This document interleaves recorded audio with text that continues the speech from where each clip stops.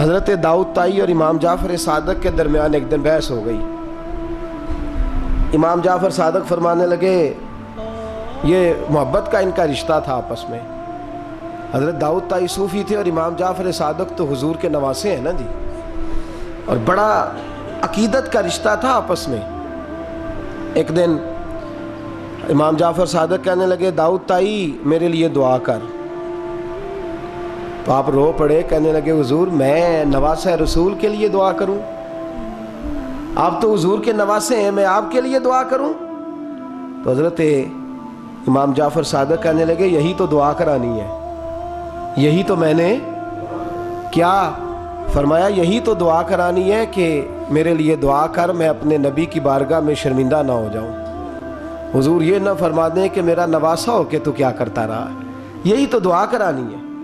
بڑا پیار تھا۔ ایک دن بحث ہو گئی، حج کر کے واپس آئے، عراق میں تشریف فرما تھے امام جعفر صادق، حج کر کے واپس آئے تو امام جعفر صادق کہنے لگے جو مکے سے ہو آتا ہے نا، اللہ پھر اس کو دوزخ میں نہیں ڈالے گا۔ خوش نہیں ہوئے آپ لوگ؟ اللہ آپ کو جزائے خیر عطا فرمائے۔ فرمایا جو کعبے کا دیدار کر لے ایک دفعہ زندگی میں اور ایمان کی حالت میں، اللہ پھر اسے دوزخ میں، ایک دفعہ جو دیدار کر لے ایمان کی حالت میں، اللہ دوزخ میں۔ یہ فرمانے لگے یہ میری بات ہے، تو تصدیق کر میری بات کی، کہہ میں نے ٹھیک کہا ہے۔ پیار تھا نا، تو کہنے لگے داؤد طائی تو کہہ میں نے ٹھیک کہا ہے۔ کہنے لگے جی آپ نے فتوی پورا نہیں دیا تو میں کیسے تصدیق کر دوں؟ آپ نے پورا فتویٰ، پوری بات کریں تو تصدیق کرا لیں۔ کہا پوری بات کیا ہے؟ فرمانے لگے جو خانہ کعبہ بیت اللہ کا دیدار کر لے اللہ دوزخ میں نہیں ڈالے گا، اور جو مدینے سے ہو آئے اللہ اسے جنت میں ضرور داخل فرمائے گا صلی اللہ۔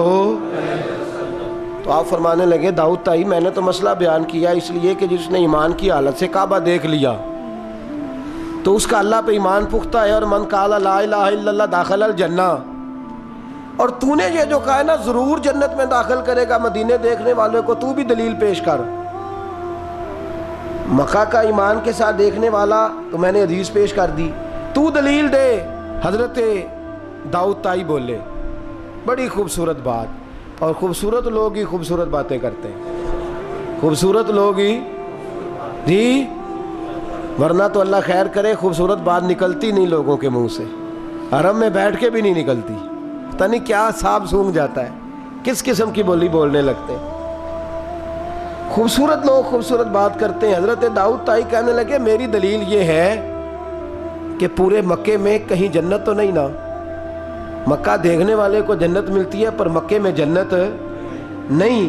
فرمانے لگے مدینے میں تو جنت ہے نا، روضۃ من ریاض الجنہ، ماں بین بیتی و منبری روضۃ من ریاض الجنہ۔ فرمایا میرے منبر اور میرے گھر کے درمیان جتنی جگہ ہے وہ، اور آپ فرمانے لگے حضرت امام جعفر صادق سے کہنے لگے حضور دیکھیں نا، اللہ فرماتا ہے جو جنت میں گیا ہم فیہا خالدون، پھر نکالا نہیں جائے گا۔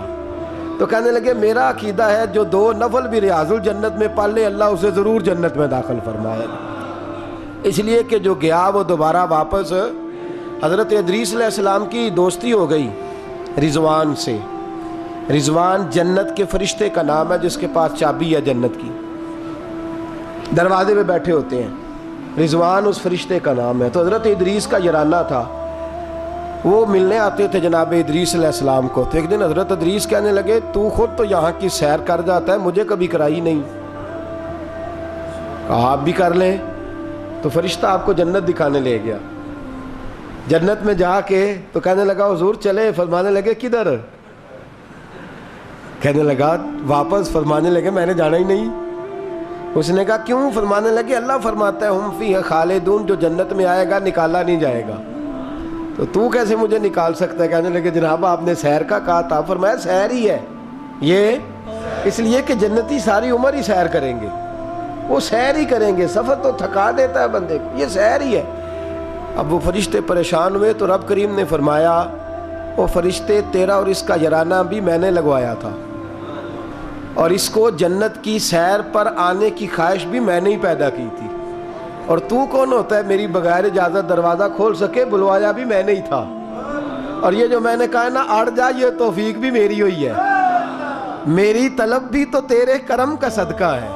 یہ پاؤں اٹھتے نہیں بلکہ یہ اٹھائے جاتے ہیں، تو جب بلا لیا ہے جنت میں داخل کرا لیا ہے، اور جنت بھی وہ والی جس کو میرے رسول پاک کے قدموں نے جنت بنایا ہے، وہ جنت جس کو ریاض الجنہ کا لفظ دیا ہے، حضور نے جنت جس کو بنایا ہے، وہاں تک پہنچ جائے۔ یہ ہے ارض جنت، یہ طیبہ کی زمین ہے ارض جنت، پر زمین کس کی ہے؟ کیسا عجیب معاملہ ہے، یہ ہے ارض جنت، یہ طیبہ کی زمین ہے۔ جنت بھی یہیں، کیونکہ مالک جنت بھی یہیں ہے، جنت بھی یہیں، مالک جنت بھی یہیں، جنت بھی یہیں تو مالک جنت بھی۔ اور جتنا جنت کا اعلان میرے نبی نے فرمایا نا، سارا فرمایا ہی مدینے میں ہے۔ اور جنت بیچی ہے کئی دفعہ نبی پاک نے، کئی دفعہ فرمایا بیر روما کما خرید کے دو، مجھ سے جنت لے لو۔ حضرت عثمان نے کہا حضور میں خرید دیتا ہوں۔ کہا جنگ تبوک کے لیے سامان دو، مجھ سے جنت لے لو۔ حضور نے تو کئی دفعہ سیل لگائی ہے جنت کی۔ یہ ہے ارض جنت، یہ طیبہ کی زمین ہے، جنت بھی یہیں، مال کے جنت بھی یہیں ہے۔ کعبۃ اللہ، حضرت عبداللہ ابن مسعود رضی اللہ تعالیٰ عنہ فرماتے ہیں جس کو ایک تکلیف آئے نا کعبے میں، کتنی جی؟ ایک کدی تے آئی جاندی ہے نا، میرے ورگے ہمیشہ دے تھکے بندے، ایک آدھ تکلیف تو بخار آ گیا، پیر میں درد ہونے لگ گیا، کوئی تکلیف تو آئی جاتی ہے۔ فرماتے ہیں ایک تکلیف اگر تجھے حرم مکہ میں آئی نا، ایک، تو اللہ تیرے 80,000 سال کے گناہ معاف فرما دے۔ کنے 80 100 نہیں، میں نے سوچ سمجھ کے جملہ کہا ہے، 80 ایک تکلیف اگر تجھے کہاں ہو لینا یار، کتنی؟ ایک، گناہ کتنے معاف؟ یہ کس نے کہا ہے؟ حضرت عبداللہ ابن مسعود نے۔ وعدہ کس کا ہے؟ اللہ کا۔ وعدہ کس کا ہے؟ اگر مدینے چلے جائیں تو میرے نبی پاک صلی اللہ علیہ وسلم کو پتا تھا لوگ میرے غلاموں کو دھکے بھی ماریں گے، مجنون اور پاگل بھی کہیں گے، ان کو بری نظروں سے بھی دیکھیں گے، کہیں گے یہ تو ہے ہی پاگل، بڑا کچھ ہوگا۔ واہ محبوب تیرے انداز میزبانی پہ قربان جائیں، کیسا بندوبست فرمایا، کیا انداز اختیار فرمایا۔ فرمایا تم میں سے جو کوئی مدینے آیا وہ میرا مہمان ہے۔ کوئی مدینے مکے میں ایک تکلیف پہنچی تو 80,000 سال کے، اور یہاں مدینے میں واہ کیا جود و کرم ہے شاہ بطحہ تیرا۔ واہ دیکھیں اعلیٰ حضرت لفظ کیا کہتے ہیں، واہ کیا جود و کرم ہے شاہ بطحہ تیرا، نہیں سنتا ہی نہیں دیکھیں ترکیب اعلیٰ حضرت کی، ایسے جملے درد ہو تو نکل، نہیں سنتا ہی نہیں مانگنے والا تیرا۔ اور کہتے ہیں تیرے قدموں میں رہوں غیر کی ٹھوکر پہ نہ ڈال، جھڑکیاں کھاؤں کہاں چھوڑ کے صدقہ تیرا۔ اور تیرے قدموں میں جو ہے غیر کا منہ کیا دیکھے، پھر کون نظروں پہ چڑھے دیکھ کے طلبہ تیرا، دیکھ کے جلوہ نہیں۔ اعلیٰ حضرت کا انداز کوئی اعلیٰ مزاج لوگ ہی سمجھتے ہیں، جلوہ نہیں جی۔ کہتے ہیں جس نے میرے مصطفیٰ کے قدم کا تلوہ دیکھ لیا اس کی نظر پہ کوئی نہیں چڑھتا، تو جس نے جلوہ دیکھ لیا صلی اللہ ہو، کون نظروں پہ چڑھے دیکھ کے تلوہ تیرا، قدم دیکھ لے تو نظر پہ کوئی نہیں چڑھتا، تو جو سیدنا صدیق اکبر کی طرح مولا علی کی طرح جلوہ ہی دیکھ لے۔ اب میری نگاہوں میں جچتا نہیں کوئی، جیسے میرے محبوب ہیں ایسے میرے رسول کریم صلی اللہ علیہ وسلم نے فرمایا جو حرم مدینہ میں آئے اور اسے کوئی تکلیف پہنچے، اس پر کوئی آزمائش آئے، اسے پریشان کیا جائے، اسے یہاں کوئی دکھ پہنچے، تو میرے حبیب نے فرمایا وہ میرا مہمان ہے، وہ صبر کرے۔ یا رسول اللہ کیا ملے گا؟ فرمایا تم مدینے کی تکلیفوں پہ صبر کرنا، میں قیامت کے دن اللہ کی بارگاہ میں تمہاری سفارش کروں گا، میں رب کی بارگاہ میں تمہاری سفارش کروں گا۔ مکہ مکرمہ میں تکلیف پہنچی تو گناہ معاف ہے، اور یہاں تکلیف پہنچی تو حضور کی سفارش۔ اور پھر دیکھیے نیکی کا انداز دیکھیے، مکہ مکرمہ میں کوئی ایک نیکی کرے تو 1,00,000 کا ثواب ہے، ایک نماز پڑھو تو کتنے کا؟ ہم نے کبھی سوچا بھی نہیں ہوگا کہ 1,00,000 نفل پڑھیں گے۔ ایک طواف کرو تو کتنے طواف کا ثواب؟ ایک بار ایک دفعہ سبحان اللہ پڑھو تو کتنی کا ثواب ہوا؟ 1,00,000 کا ثواب. اور اگر کوئی حج کرنے جائے تو ثواب ڈبل ہو جاتا ہے. اور اگر کوئی رمضان شریف کے مہینے میں جائے تو 1,00,000 کو 70,000 سے ضرب دینی پڑ جاتی ہے. 1,00,000 کو اگر رمضان شریف میں جائے تو یہاں آپ کیلکولیٹر نہ نکال لیجئے گا، اگلی تقریر نہ رہ جائے. 70 کو 1,00,000 سے ضرب دینی پڑتی ہے. یہ نیکیاں ہیں جو اللہ پاک حرم مکہ میں جانے والے کو عطا فرماتا ہے. میری سمجھ میں صرف اتنی بات آتی ہے کہ وہ جو امتیں کرتی رہی ہیں نا، ہزار سال عبادت، ہزار سال انہوں نے عبادت کی ہے، تو امت مسلمہ کو اللہ نے درجہ تو اونچا ہی دینا ہے نا. کنتم خیر امت جو درجہ چونکہ اونچا دینا ہے تو اللہ پاک نے یہ بہانے بنا دیے ہیں. شب قدر ہے، شب برات ہے، یہ اللہ پاک نے بہانے بنا دیے ہیں. مالک کریم نے یہ بہانے بنائے ہیں. فرمایا تم بھی شب برات میں، شب قدر میں مسجد آ جاؤ، یا اللہ تمہیں موقع دے تو حرم مکہ اور مدینہ آ جاؤ. میں تمہاری ایک ایک نیکی پر اتنا زیادہ ثواب دوں گا کہ تم پچھلی امتوں سے آگے نکل جاؤ گے.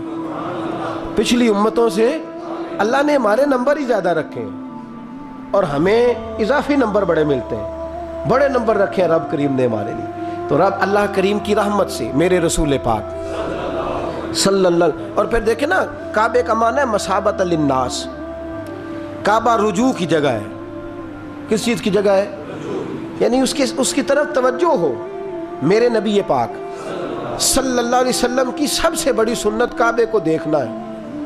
حضور بیٹھ جاتے تھے اور کعبے کے سامنے بیٹھتے تھے. جب بھی حرم میں بیٹھ تو دیر تک دیکھتے تھے. کچھ لوگ لالچ کرتے ہیں، نیکی کا کرنا چاہیے، اچھا لالچ ہے کہ میں طواف زیادہ کر لوں، عمرہ زیادہ کر لوں، بڑی اچھی بات ہے. لیکن رسول کریم صلی اللہ علیہ وسلم کی جو سنت سب سے زیادہ مضبوط ہے وہ ہے بیٹھ کے کعبے کا. اور حضور نے فرمایا تو دیدار ہی کرتا رہا، اللہ تجھ پر 20 رحمتوں کا نزول فرما دے گا. کعبہ معظمہ کا دیدار کرنا. کعبہ ہے رجوع کی جگہ. نماز کس طرف منہ کر کے پڑھنی چاہیے؟ جی اجی کدھر منہ کر کے پڑھنا؟ کیڑی سائڈ پہ؟ جی مغرب سائڈ پہ.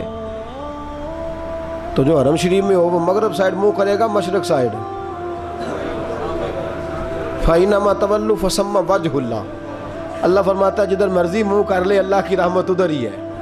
وَلِلَّهِ الْمَشْرِقُ وَالْمَغْرِبُ. مشرق بھی اللہ کا، مغرب بھی اللہ کا. فَإِنَّمَا تَوَلُّوا فَثَمَّ وَجْهُ اللَّهِ. جدھر بھی منہ کرے گا اللہ ادھر ہی. چاروں جانب دنیا کا رجحان کعبے کی جانب ہے. اور یہ جو ہمارا دل کھنچا چلا جاتا ہے نا کعبے کی جانب، کھنچا چلا جاتا ہے، اس کی وجہ یہ ہے کہ نماز اللہ کی اور منہ طرف نماز کس کی؟ منہ طرف. تو ساری زندگی کہتے رہے تو پھر طبیعت تو کھنچے گی نا، کعبے کی طرف کھنچے گی. میرے محبوب کریم صلی اللہ علیہ وسلم کے لفظ بڑے حسین ہیں. محبوب کریم صلی اللہ علیہ وسلم نے فرمایا تو حج اور عمرہ کرنے آئے تو یہ نہ سمجھ میں حاجی یا معتمر ہوں. الحاج والمعتمر وفد اللہ. حج عمرہ کرنے والا اللہ کی جماعت ہے. یہ کس کا گروپ ہے؟ یہ کس کا گروہ ہے؟ اللہ. یہ اللہ کا گروہ ہے. اللہ ان کی میزبانی فرماتا ہے، اللہ ان کو انعامات سے نوازتا ہے. رب کریم اپنے گھر بلاتا ہی اس کو ہے جس کو اللہ نے درگزر کرنا ہو، جس کو اللہ نے معاف کرنا ہو، جس کو اللہ نے بخش دینا ہو. بڑے. اور پھر میاں صاحب رحمۃ اللہ علیہ کا ایک شعر تھا. میں ذرا پریکٹیکل دیکھتا ہوں چیزوں کو، کوشش کرتا ہوں کہ دیکھا جائے تھوڑا سا. نوجوان نسل ہماری تھوڑی سی کہتی ہے ہمیں عقلی طور پہ بھی سمجھاؤ. تو میں فیلڈ کا آدمی ہوں تو تھوڑا مجھے پالا پڑتا ہے، سوالوں کے جواب دینے ہوتے ہیں تو میں ہر چیز کو اس کے اصل نقطہ نظر سے دیکھتا ہوں. تو میاں صاحب کا ایک فقرہ تھا، دوسرے والے کی تو سمجھ آتی تھی، پہلے والے کی نہیں آتی تھی. مشہور بڑا تھا، رحمت دا دریا الہی. آتا ہے نا آپ سب کو؟ مینوں نہ سناؤ تو بکری گل ہے، ویسے آتا ہے. رحمت کا دریا الہی تے جے ایک قطرہ. وہ جے ایک قطرے والی تو سمجھ میں بات آتی تھی، لیکن وہ جو ہر دم وگدا ہے وہ ظاہری آنکھوں سے نظر، کئی دفعہ ہمیں نظر، صاحب نظر لوگوں کو آتا ہے، باطن میں تو نظر آتا ہے، محسوس ہوتا ہے، لیکن ظاہر نظر یہ کسی نے دیکھنا ہو تو مکے مدینے جا کے نظر آتا ہے. رحمت دا دریا الہی ہر دم، ایک دم نہیں، ہر مدینے کی جس گلی پہ نظر کریں نا آپ ریلا ہی آ رہا ہے. مکے کی جس گلی پہ نظر کریں، وہ یہاں ایک جھوٹ بولتے ہیں ہمارے سیاستدان، کہتے ہیں یہ ٹھاٹھے مارتا سمندر، حالانکہ وہ نہر بھی نہیں ہوتی لوگوں کی. ٹھاٹھے مارتا سمندر، پتہ نہیں کدھر ٹھاٹھے لگ رہی ہے، اللہ ہی جانتا ہے. اور جو بھی شروع کرتا ہے بات یہیں سے. हरम शरीफ जाके पता चलता है ठाठे मारता समुंदर किसको कहते हैं। रहमत दा दरिया इलाही हर दम ही वगदा तेरा, ते जे एक कतरा बख्शे मैनू कम